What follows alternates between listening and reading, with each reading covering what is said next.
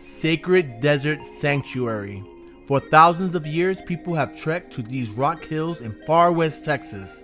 Explore the park on your own or explore restricted areas of the park with a guided tour. Hueco Tanks is great for hiking, rock climbing, and seeing ancient petroglyphs and pictographs left from ancient man who occupied these lands thousands of years ago. Just 30 miles northeast of El Paso, let's see what Hueco Tanks is all about.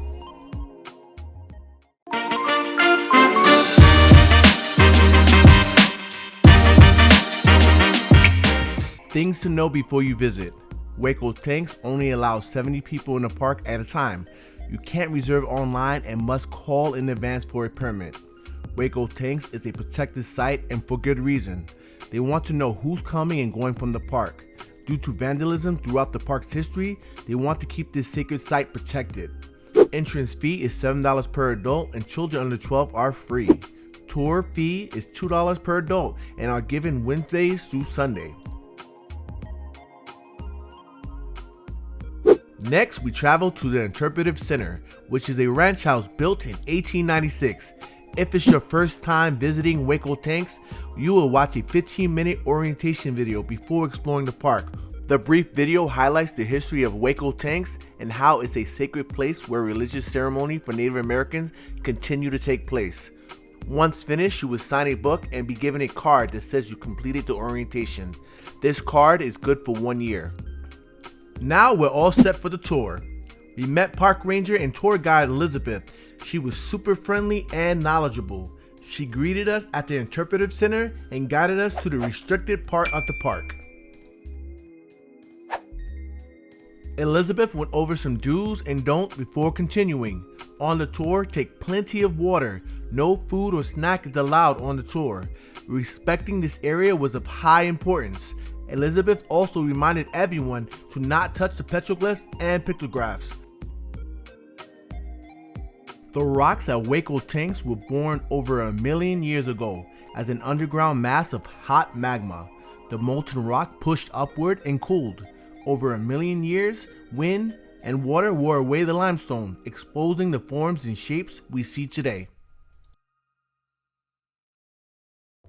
Between 1960 and 1963, developers made efforts to create a lake for a resort.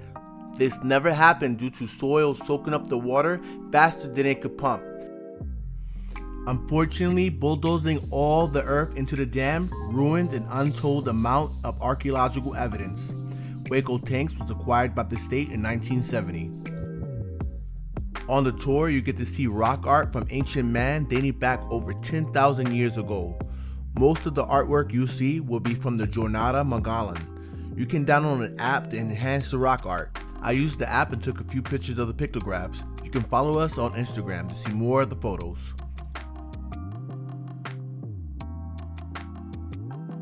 Throughout the tour, you get a chance to view various pictograph styles. Some areas of the tour are shaded, which was nice. These intriguing images are a direct yet cryptic communication from people of year past.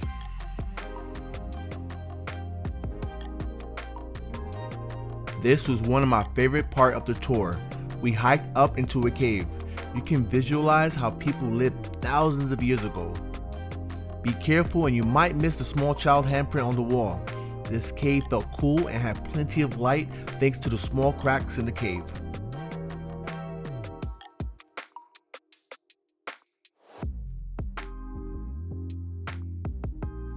Hueco Tanks has more to offer than pretty views. The state only allows 70 visitors in the park each day and reservations are highly recommended. Hueco's Spanish word for hollow and tanks for being water holders. It doesn't rain much, less than 14 inches per year. Throughout the tour, you get to learn the history of Hueco Tanks, the cultural and religious importance of this region. Hueco Tanks also contains one of the highest concentration of mass pictographs in North America. We had a wonderful experience with our tour guide Elizabeth. She was very friendly and shared great information about the park.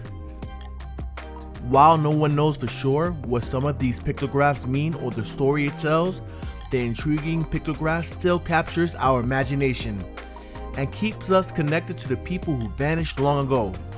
I highly recommend the tour if you visit Hueco Tanks. If you've been to the park, what are some of your favorite pictographs? Elizabeth even shares some great hikes and places to explore after the tour. Now, let's check them out.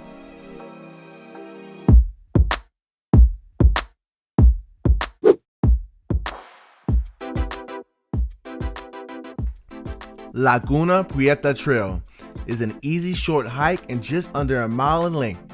You will see various rock formation. It features desert willows and a seasonal pond, making it a true oasis in the desert. At the end of the trail, you get to see some more pictographs. This is located in the north mountain of the park and is self-guided.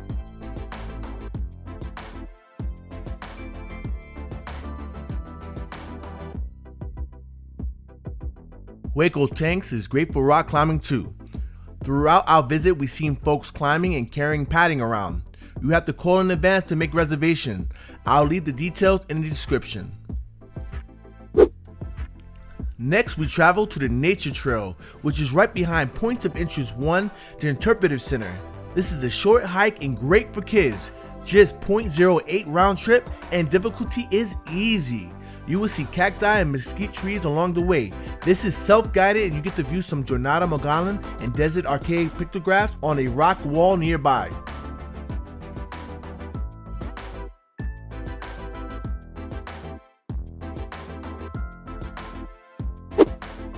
Site 17 Trail is 0.13 miles one way.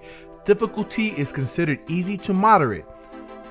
This leads you to a well-known Mescalero Apache rock art site and partially covered up in historic graffiti. Point of Interest 3, Lower 17, is also known as Newspaper Cave. This site has a lot of Apache cave art, which you have to look at carefully to see since historic graffiti covers it up. Point of Interest 4, Upper Site 17. You can see more of the Jornada Magellan pictographs, but be careful, the rocks in this area can be slick.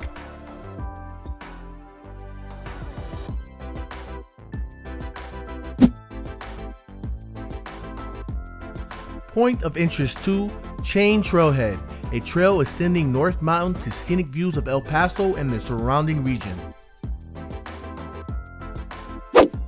The chain trail is 0.14 one way. Difficulty is moderate to strenuous. Follow the chains to get some spectacular views on this short hike. Bring plenty of water, and what's great, this trail had hardly anyone hiking it. Elizabeth, our tour guide, recommended this trail to us, and I'm glad she did because the views were amazing.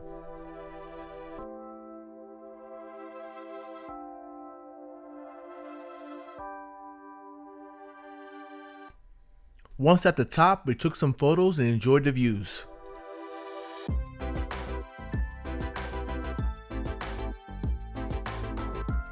We decided to explore and found a cave.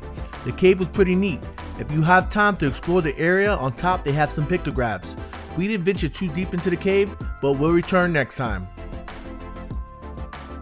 If you're in El Paso, give this park a visit. You won't be disappointed. I want to hear from you. What did you think about the park? All the information will be in the description below. If you found this video helpful, give it a like, and if you haven't already, subscribe to the channel.